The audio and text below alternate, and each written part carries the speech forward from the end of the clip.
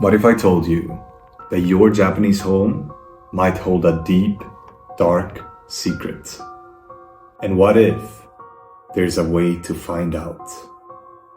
Today, I'm going to be talking about Oshimateru, the Japanese website that shows you every death that has occurred in a Japanese property, whether it be a hotel, a shopping mall, or your home. And I'm going to show you what kind of information you can find on this website. But before that, I want to talk about why this information is so important to Japanese people. Let's say you're eyeing this cozy apartment in Tokyo for a price that looks like a bargain. Wait before you buy it. There's one thing you need to check first, and that is if there are any unseen roommates. Yes, I'm talking about ghosts. Because in Japan, this isn't just some campfire story, it's serious business. You see, most Japanese people believe in Shintoism. And while it's not a religion per se, it's more like a deep-rooted belief that spirits are everywhere. In mountains, rivers, and even in houses. And when something tragic goes down, like a person taking their own life, folks believe that the spirit of that person sticks around. Shintoism doesn't specify what these spirits are, but one thing is certain: you do not want to be on their bad side. And living in a house with these vengeful spirits is an easy way to get there. It's not just a fanatic clique of the Japanese population that believes in these spirits or ghosts, it's actually a substantial majority.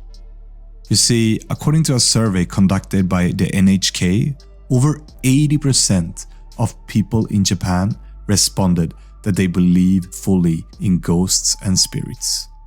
This is why, if somebody dies in a property in a gruesome way, like murder or suicide, most Japanese people actually believe that their spirits will stay in that property to harm the next tenant either physically or through misfortune. These stigmatized properties will often therefore see their value plummet significantly, sometimes by as much as 20 to 50% of their neighboring houses. So, how does Oshimateru fit into all of this? Well, essentially, it's a digital compass for navigating this unique aspect of Japan's real estate market.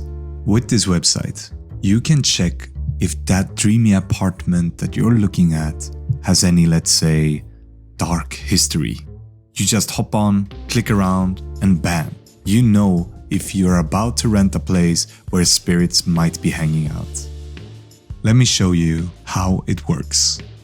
So here is Oshimateru or oshimaland.co.jp, and these are all the deaths in properties all around Japan. And then here you can zoom out in, let's say, Tokyo, right? Biggest place in Japan. So there you can see all the deaths in properties around Tokyo, and if we zoom in, we get into more details where every fire icon represents an amount of deaths in that area. So let's zoom into Shibuya here. So here you can see Shibuya 109 there, and then we can zoom in even more to get into specific properties. So let's zoom in some more here, and then let's check a random property like this one, for example. And so here you can see the address where the death occurred, the reason for the death, and then here is a picture of the apartment where the falling happened. And then here you can see a comment with more detail on the death that has occurred. So let's mark the text here and then press translate. And now we can read the actual comment. I'm using Safari's translate feature here, so it might be some grammatical error, but I'll try to read it as faithfully as I can.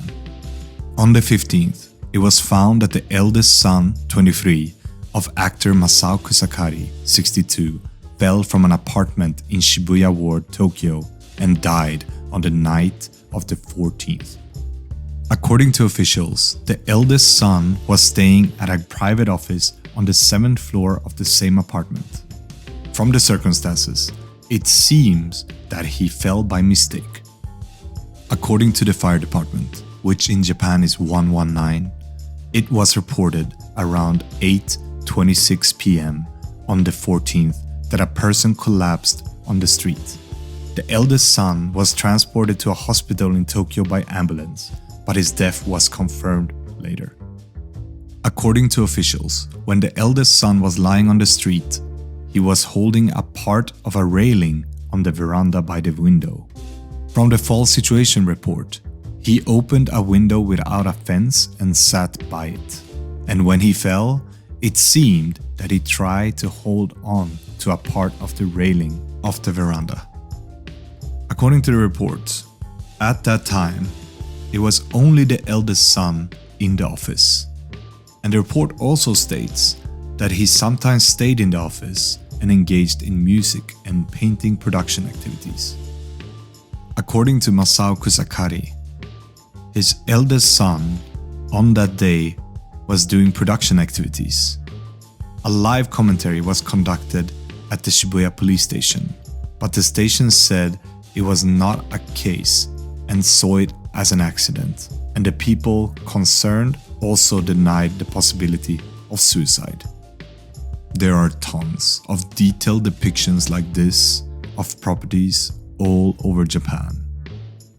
And as you can see, there are hundreds of thousands of properties all over Japan with stories like this. And now you know why Oshimateru is so important for people who live here, who want to live here, or even who just want to invest here. It's not about real estate. It's like a peek into Japan's soul and a real blend of how the modern world in Japan clashes with timeless beliefs. It shows you not just the walls and windows, but the stories and secrets they hold. And I find that quite intriguing and part of the beauty of living in Japan. So, what do you think? Would you live in one of these stigmatized properties? Probably for a huge discount. Or would you steer clear? Tell me in the comment section and let's talk about it. Until then, if you like these kind of videos, please like and subscribe this one because it really motivates me to make more. And other than that, I just want to say happy house hunting and sayonara.